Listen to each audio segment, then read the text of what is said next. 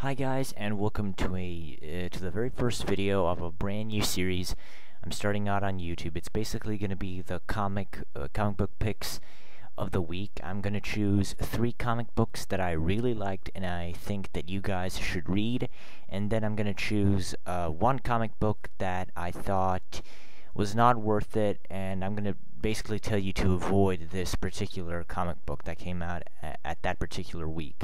So let's get the good out of the way first. The first comic book I'm talking about this week is Venom number 15. Now, I, like a lot of people, was not a big fan of that whole Circle of 4 event between Red Hulk, Ghost Rider, X-23, and Venom, and I was much more invested into the story of Flash Thompson as an alcoholic. And this issue finally brings us back to Flash's main story. It basically starts right after Circle of 4 is finished. Captain America and Red Hulk basically decide to allow Venom, or aka Flash Thompson, to become a member of the Secret Avengers, and in doing so, they actually help Flash out. They finally separate him from the symbiote. They're trying to find a way to make the symbiote's persona dormant while keeping its abilities, in check, so that Flash can still be an asset to the team. They also give him a pretty sweet pair of robot legs, so that he doesn't have to wear the symbiote all the time to have legs. Now this issue, it was great because we finally got back to Flash's story. I was incredibly invested into his personal tale, and this comic book just brought us back to that. We also saw him interact with Captain America, Valkyrie, who he even hit on a little bit, so there might be a romance blooming between those two. So everything was pretty happy and cheerful at the Secret Avengers, but back home things were not so great when first Peter Parker shows up to confront Flash when he basically broke up with Betty over the phone at the beginning of the Circle of 4 event, and now Peter Parker, aka Spider-Man, goes to talk to Flash so that they can finally, spill the guts on each other and tell each other what they're really up to. But, they get interrupted again when Flash has to go back home. He is once again confronted by Betty, who tells him that she is sick and tired of his crap, that she doesn't want to live like this anymore. She thought they were done with this, and she basically leaves Flash there. So while his superhero career might be starting out pretty good, Flash Thompson's own life is going at a downward spiral. But hey, at least he can walk again, which is one of the reasons he went to alcoholism. And I know it's not the same as having your real legs back, but I thought this is a great issue because it really showed off what potential relationships Flash will have in the future with the Secret Avengers, with Peter Parker and Betty. Him and Betty are pretty much done. There is nothing for these two. Betty breaks up with Flash because, like I said, she is tired of his crap and she doesn't want to live like that anymore. And she basically decides to, leave him. And, it's actually pretty awesome to see Peter Parker and Flash Thompson friends. These guys were big enemies in high school, but it was just fantastic to see, those guys become friends. I always like it when enemies can become friends, like real genuine friends, which is one of the reasons I like the relationship between Ben 10 and Kevin 11 in the Ben 10 cartoon series. So that's pretty much for the story, and the art of this book was not the same art as in the beginning of the series, but I thought it did its job well. It seemed kind of a bit too cartoony for me. For the dark mature story that it was trying to tell, it seemed a bit too cartoony for me. But in all honesty, I cannot give this new issue of Venom anything less than a 5 out of 5. The art may seem kind of weird to some people. It seems a bit too cartoony, but everything else was fantastic. We finally got back on track with Flash's story. He's a member of the Secret Avengers, and he's got robot legs now, and they're basically trying to rebuild Flash Thompson as a human being and as a superhero. in this new series. So yeah, like I said, 5 stars out of 5. The next issue, or rather the next comic book I'm talking about, is Amazing Spider-Man number 683. This is the second part of the Ends of the Earth, event that's going on in Spider-Man. Basically, Spider-Man has taken his new Red Hood armor. Yeah, that's what I'm going to call it, the Red Hood armor. And he basically marches down to Washington, D.C. with Captain America and Thor to basically tell the politicians of America, no, you cannot trust Dr. Octavius. He doesn't want to save the world. He wants to destroy it. And Spider-Man is just a badass through this whole issue. I mean, when this politician is, like, talking smack about him, like, you don't have any evidence that Dr. Octavius is a bad guy. And I'm just thinking to myself through the whole conversation, dude, where the hell have you been through the past 7 years of the Marvel history? Are civilians in the Marvel universe really this gullible? Because obviously they are, because they gave Norman Osborn the chance to create the Dark Avengers. They gave him a chance to create another team of Dark Avengers, and now they want to trust Dr. Octavius.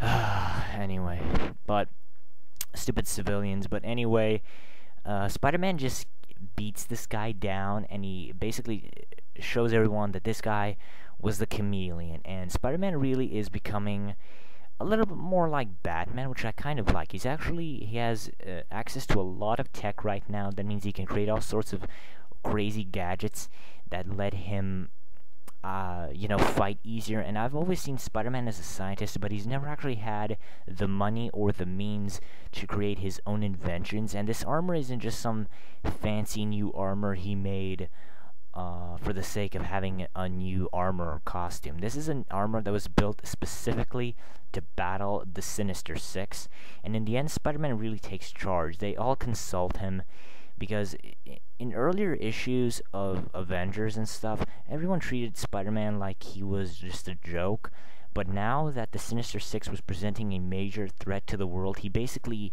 takes charge of the Avengers, and we really see a side of Spider-Man we never saw before. He was a leader in this issue. He kicked ass in this issue.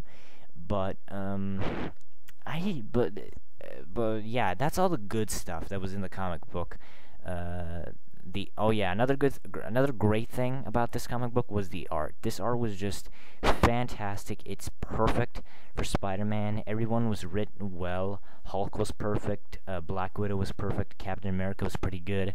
I was actually surprised to see Obama as the president, because I don't really get the whole presidency thing in the Marvel universe. But yeah, I'm a young comic book reader. I only started a few months ago, so yeah, maybe they just adapt these things with the real world or something. Hell, even Walking Dead is a TV show in the Marvel universe like it is in our real world. So who knows what other similarities we have to them. But anyway, the art, the story, and the characters were fantastic. But if there is one big issue I have with this comic book, is that the Avengers get taken out by the Sinister Six.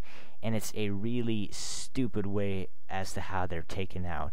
Everyone just gets beaten in like a second. Thor gets stabbed by Rhino and gets knocked out. Natasha gets attacked by some robots, and she also gets knocked out. And everyone, they're winning, and there's no reason in hell that they should lose. But yeah, we gotta stretch the story arc a few more issues. So they basically just screw over the Avengers. Everyone gets their asses kicked.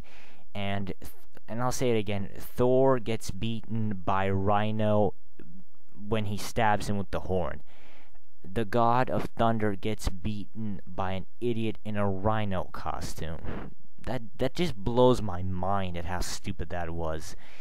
But anyway, this new issue gets 4.5 out of 5 stars, in my opinion, because it had almost everything, and it was just going so well. But in the end, when everyone just gets beaten in a second, and the way they're beaten is so stupid, it's almost Justice League Doom level stupid as to how the Avengers get their asses kicked. It's that ridiculous and convoluted. But anyway, it's still one of the best comic books that's come out this week. The next good comic book on my list is Avengers Vs X-Men number 1. we basically, this is basically the start of Marvel's big event that's going to be going through the whole year, I believe, and in this issue, Nova crash lands on Earth, and he basically tells the Avengers the Phoenix Force is returning to Earth. It is coming to destroy us, and Thor and Iron Man basically tell the President of the United States this, that we're going to send Thor and all of our biggest powerhouses to delay the Phoenix Force as much as we possibly can. But they basically tell them that there is this mutant, Hope Summers, who is called the Messiah of mutant kind, and the Phoenix Force has a history with the X-Men and mutants, in particular the X-Men. So Captain America basically goes to Utopia, where we see Cyclops and Hope Summers training. Cyclops just keeps pushing and pushing Hope until she finally releases energy from the Phoenix Force, and she basically almost kills him. But she's able to control herself, and no one gets majorly hurt. And then Captain America shows up, where he and Cyclops talk. And Captain America sees Hope Summers as a threat that needs to be dealt with, they have to get her off Earth, while Cyclops sees her as the hope for mutant kind. He basically says we have to let the Phoenix join with Hope because the Phoenix means rebirth, and he thinks that through the mutant messiah, Hope Summers, that we can return mutant kind to its former glory. They basically start an argument, and then Cyclops just downright attacks Captain America. Captain America just tells them, Avengers assemble, then we see all sorts of Avengers start attacking them. And before going on Utopia, I forgot to tell you this part, that Cyclops goes to Wolverine and asks him, can we count on you? What do you know about the Phoenix Force? And then Logan is depressed because the Phoenix Force killed his love, Jean Grey, and he basically said that I didn't want these kids to fight. I made this school so that I could protect them until they're old enough and ready enough to fight for themselves. But now that this war is happening, I basically have to force these kids to go fight their own kind and maybe even murder them for the sake of preserving a race that wants to kill us. We don't actually see Wolverine's answer, but you know, it's gonna be a complicated issue. I think Wolverine's gonna be like the Spider-Man was in Civil War. He might think that joining up with Captain America is a good thing, but something might happen along the road which basically tells him, no, Cap, I can't trust you with this. I have to go with Cyclops despite our differences. But Wolverine is caught in a very, very tough situation where he hates Cyclops' guts right now, but Cyclops is fighting for the future of mutant kind, while Captain America is still Wolverine's close friend and ally, but he's fighting for humanity, and he's fighting to basically destroy the last hope for the mutant species in general. So it's a complicated situation, but I have to give this comic book a solid 5 out of 5 stars. It really has no issues. It just delivers all the punches. It's exciting. It gets you really pumped up for the new Avengers event, and I just can't wait to see the Avengers and X-Men kick each other's asses and maybe even murder each other. So, that's pretty much all the good comic books that have come out this week. But now it's time to talk about one comic book that I cannot stand, and I'm basically gonna drop it. It is Grant Morrison's Action Comics number 8. From this video, you guys might think I am a Marvel fanboy, but in reality, Marvel really did dominate this week because they had a lot of great comic books come out, more than I could have fit into one video without making it like 3 hours long. But I just can't stand this series anymore. The cover actually told me, like, yes, Superman's gonna battle Brainiac. Instead, we start out with 10 panels of Lois Lane and Lex Luthor all talking about the end of the world and so on, and then 10 panels in, we finally get to Superman, who is fighting this human cyborg thing for most of it, and this fight, it just doesn't even make any sense. I'm like, where the fuck did this guy come from? I mean, what's going on? I am completely lost through this whole story arc. The very fact that Brainiac would shrink the city and put it in a snow globe just blows my mind. That just seems completely uncharacteristic of Brainiac. And like I said before, I'm a young comic book reader. I watched the DC animated universe and the Superman animated show, and that Brainiac, that guy would not shrink the city. That guy would shrink the city, but I think he would just assimilate everything in it. I think the only reason why Brainiac should even shrink the city is so that he can assimilate it and gain all of its technology and stuff. And basically Superman fights this human cyborg thing guy through the whole comic book, and then he just beats Brainiac by shooting some pin thing into him and saying faster than a speeding bullet. And that's pretty much it. He just beats Brainiac with this small needle type thing that destroys him, and it brings back Metropolis to where it was. And then there's another few panels actually, that actually show Superman talking to the deceased Kents, finally being proclaimed a official superhero, and those last few panels are fantastic, and I wish the whole issue could be like that. But unfortunately, Grant Morrison's way of writing this stuff is just incredibly confusing. He went, in issue 5, he just went with Superman's origin. Then he went on some kind of time-traveling bullshit story in issue 6, and then he remembered, oh yeah, I have to actually tell a good story, and I have to finish this arc in less than 100 issues, so yeah, I better wrap this whole thing up.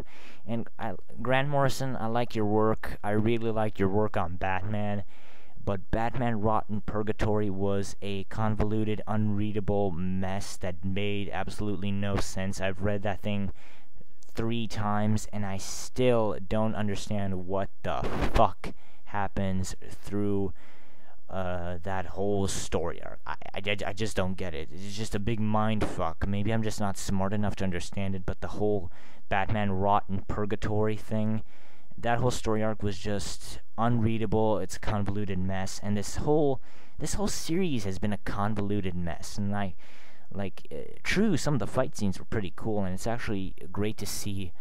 The guy who actually does the artwork for this is pretty good, and that's pretty much the only good thing I can say. And the last few panels are done by a completely different guy, and I wish this whole story arc could have been made like that, because that art was just incredibly beautiful. So I have to give Action Comics number 8 a 2 out of 5 stars. This whole storyline has made no fucking sense. It's been going downhill. I love the first 2 issues, then it's been going consistently downhill, and I thought it was gonna get better, but it really didn't. It actually got better with Superman's origin story in that 1 issue, but after that it just kept going down and down and down, and now I'm just gonna stop reading this comic book altogether. I quit the official Superman series. I'm not gonna read Action Comics until they get a competent creative team behind it, but it's Grant Morrison, so everyone's gonna eat this thing up, no matter how convoluted, confusing, or messed up it might be. So yeah, Grant, I like what you did with Batman. Just please do not do this confusing stuff with the new volume of Batman Incorporated in May. I am begging you, do not fuck up Batman Incorporated like you fucked up Action Comics and Batman Rotten Purgatory. So yeah, that's basically my 3 top picks for the week and my 1 stinker of the week. So, did you guys enjoy the video? Please comment, like, subscribe, do whatever you want. Just please watch my videos, and that's about it for me. See ya.